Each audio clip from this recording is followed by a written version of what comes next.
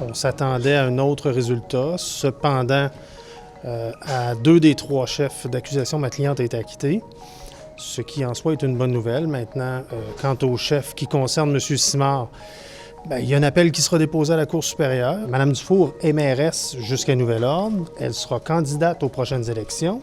Ça vient au moins de dire que le juge croit la démarche qui a été faite par l'ensemble des 3, mais de façon hors de tout doute, il croit M. Simard. Moi, je n'ai pas gagné. Il faut bien comprendre que c'est pas un gain, là. C'est triste pour la démocratie. C'est triste pour le contribuable et c'est plus ça qu'on voit.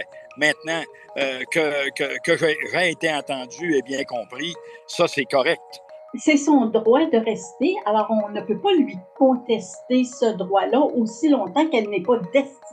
Si jamais elle avait l'intention de se représenter, est-ce que les citoyens lui donneraient une chance raisonnable d'être élus? Est-ce qu'ils sont prêts à composer avec une mairesse qui est en appel sur une question de démocratie municipale?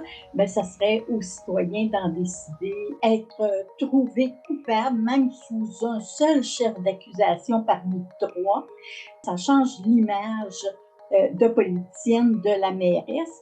Et beaucoup de gens vont se dire aussi, il n'y a pas de fumée sans feu. Moi, je dirais pas que ça assombrit l'image du conseil municipal. Ça assombrit l'image de la personne concernée. Il vient d'avoir un verdict rendu par un juge et la population, quand il arrivera le 2 novembre, si son nom est sur le bulletin de vote, rendront leur verdict à ce moment-là.